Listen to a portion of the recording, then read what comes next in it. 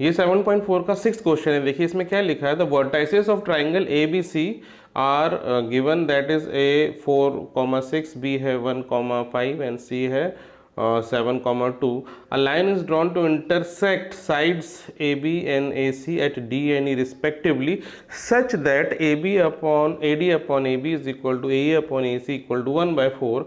Calculate the area of triangle ADE and compare it with the area of triangle ABC. तो देखिए यहाँ पे question में दिया क्या है, एक ट्राइंगल ABC है और उसके कोऑर्डिनेट्स दिए हैं उसके वर्टेक्स के। तो सबसे पहले हम वो ट्राइंगल बना लेते हैं। तो लेट्स से ये ट्राइंगल है, this triangle is triangle ABC, ठीक है।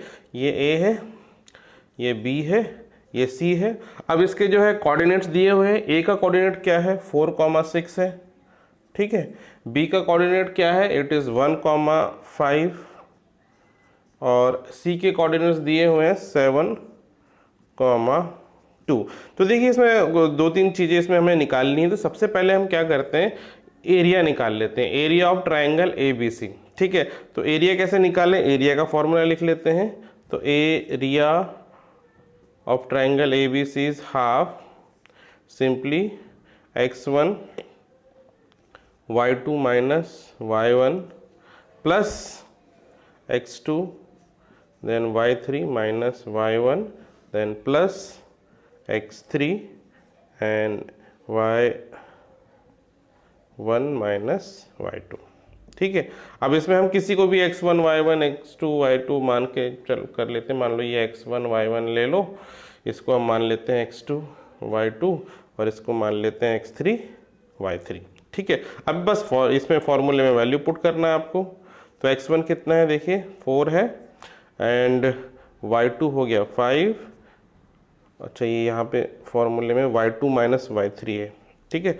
तो ये देखिए y2 है 5 एंड y3 हो गया 2, देन x2 हो गया 1, y3 है 2 एंड y1 हो गया दैट इज 6, फिर x3 है 7, then y1 is 6 minus y2 is 5, ठीक है। अब ये सारी वैल्यू पुट कर दी। अब बस इसको सिंप्लीफाई कर लेते हैं। तो देखिए कितना हो गया, 4 इंटू 5 माइनस 2 ये हो गया 3, फिर 1 इंटू 2 माइनस 6 हो गया -4, देन प्लस 7, 6 माइनस 5 हो गया 1 और फिर हाफ। अब इसको हम लिख सकते हैं 4 3 ज़ा 12 और ये यहाँ पे हो जाएगा 1 इंटू -4 हो गया, 7 इंटू 1 7 हो गया। अब इसको सिंप्लीफाई करेंगे तो कितना हो जाएगा, ये हो जाएगा 15/2 स्क्वायर यूनिट, ठीक है। तो एरिया ऑफ ट्राइंगल ABC हमको मिल गया, इट इज़ 15/2 स्क्वायर यूनिट। तो इसको हम यहाँ लिख लेते हैं, area of ABC is equal to 15/2, ठीक है। अब देखिए अब क्वेश्चन में क्या लिखा है, that a line is drawn to intersect AB and CD, यानी AB और CD को इंटरसेक्ट करती हुई एक लाइन है, इस तरीके से है, ठीक है। तो AB पे किस पॉइंट पे इंटरसेक्ट कर रही है लाइन, ये D पे इंटरसेक्ट कर रही है लाइन और यहाँ पे E पे इंटरसेक्ट कर रही है लाइन। और किस तरीके से इंटरसेक्शन हो रहा है यहाँ पे देखिए, तो रेशियो दिया हुआ है AD अपॉन AB, ठीक है। इसका रेशियो दिया है 1/4, ठीक है। तो AD अपॉन AB दिया है 1/4 और इससे अब हम क्या कर सकते हैं, अगर हम इसको उल्टा कर लें, इसको हम AB अपॉन AD लिखें तो यहाँ भी उल्टा हो जाएगा, इसका रेसिप्रोकल होकर ये 4/1 हो जाएगा। अब देखिए AB को कैसे लिख सकते हैं, AD प्लस BD लिख सकते हैं। तो इसको हम यहाँ लिख रहे हैं AD प्लस BD। डिवाइड में क्या है, डिवाइड में तो AD है और इधर क्या है 4/1 है, ठीक है समझ में। अब दोनों को अगर हम सेपरेट कर लें, अलग अलग कर लें, तो ये क्या हो जाएगा, AD upon AD plus BD upon AD और इधर क्या है 4/1। ये AD कट गया तो ये हो गया 1 और ये हो गया BD upon AD is equal to 4/1, और 1 को इधर लाके माइनस कर दो तो BD upon AD is equal to 4 - 1 which is equal to 3। ठीक है, तो ये एक्चुअली 3/1 है। तो अगर हम इसको फिर से रेसिप्रोकल इसका ले लें तो हम लिख सकते हैं AD upon BD is equal to 1/3 हो जाएगा।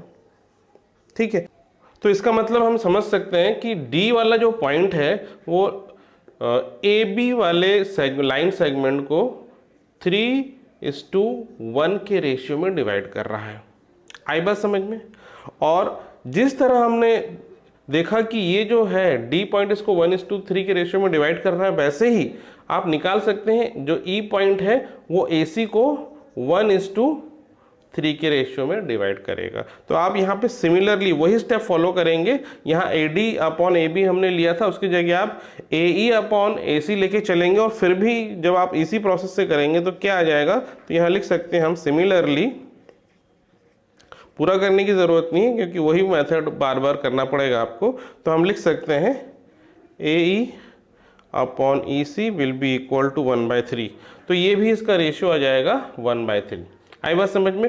अब देखिए हमको क्या करना है, ये D पॉइंट का और E पॉइंट का हमको निकालना है कोऑर्डिनेट। ठीक है, अब कोऑर्डिनेट कैसे निकालेंगे, हम यहाँ पे लगाएंगे सेक्शन फॉर्मूला। मान लेते हैं D का जो कोऑर्डिनेट है it is x1 and y1। ठीक है, अब हमारे लिए A और B का कोऑर्डिनेट पता है और D जो पॉइंट है इसको 3:1 के रेशियो में डिवाइड कर रहा है, तो हम सेक्शन फॉर्मूला यूज करके अब ये x1 और y1 की वैल्यू निकाल सकते हैं। अब अगर हम यहाँ पे सेक्शन फॉर्मूला लगाएं तो देखिए x1 को हम क्या लिख सकते हैं, x1 will be equal to 3 × 4 plus 1 × 1 upon 3 + 1, और ये क्या हो जाएगा, x1 इज इक्वल टू 3 × 4 = 12 हो गया, प्लस 1 अपॉन 4, यानी दिस इज इक्वल टू 13/4। तो इस कोऑर्डिनेट में x1 की वैल्यू जो है वो 13/4 है। y1 की वैल्यू निकालें अब, तो y1 क्या हो गया, y1 will be 3 × 6 plus 1 × 5 divided by 3 + 1, और ये क्या हो जाएगा, y1 is equal to 6 × 3 = 18 plus 5 upon 4, और y1 इज इक्वल टू 18 + 5 कितना हो गया, 23/4। तो ये D कोऑर्डिनेट अब हमको मिल गया। This D coordinate is 13/4, 23/4। तो ये D का कोऑर्डिनेट हमको मिल गया।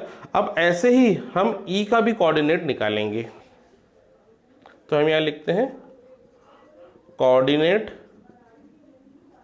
Of E। ठीक है, अब E के लिए यहाँ पे इसका कोऑर्डिनेट मान लेते हैं x2 एंड y2 है। तो अब x2 क्या हो जाएगा, x2 will be equal to 3 × 4 plus 1 × 7। अब देखिए ये और ये A और C का कोऑर्डिनेट यूज होगा ना, तो 1 × 7 हो गया, 1 × 7 होल डिवाइडेड बाय 3 + 1, और ये कितना हो गया, 3 × 4 = 12 प्लस 7 अपॉन 4, और 12 + 7 कितना हो जाएगा, ये हो गया 19/4। तो ये x2 इसकी वैल्यू आ गई। तो x कोऑर्डिनेट आ गया E पॉइंट का 19/4। अब वैसे ही y2 निकाल लेते हैं। y2 क्या कितना होगा, देखिए 3 × 6 प्लस 1 × 2 होल डिवाइडेड बाय 3 + 1। अब देखिए कितना हो गया, ये 6 × 3 = 18 होता है, प्लस 2 × 1 = 2 अपॉन 4, और y2 इज इक्वल टू 20/4। ये इससे कट जाएगा तो 4 × 5 = 20 होता है, तो y2 हो गया 5। तो देखिए y2 का वैल्यू आ रही है 5, तो इसके जो कोऑर्डिनेट हो गए 19/4 एंड 5।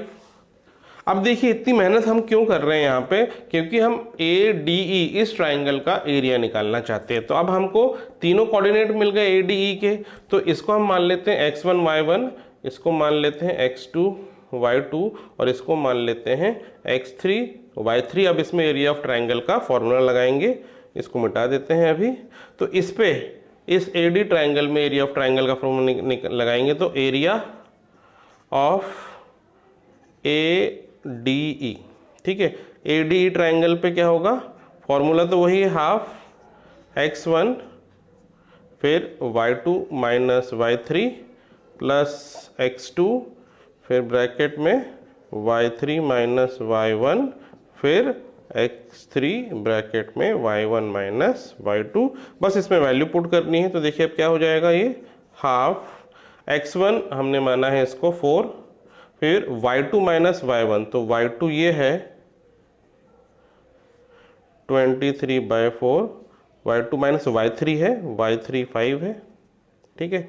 फिर प्लस x2 हमने माना है 13/4 को, 13/4, और y3 कितना है, y3 हमने माना है 5 को, और y1 है 6। फिर x3 कितना है, 19/4 है, देन y1 है 6 माइनस y2 है 23/4। बस अब हमने वैल्यू पुट कर दी, तो अब इसको बस सॉल्व करना है।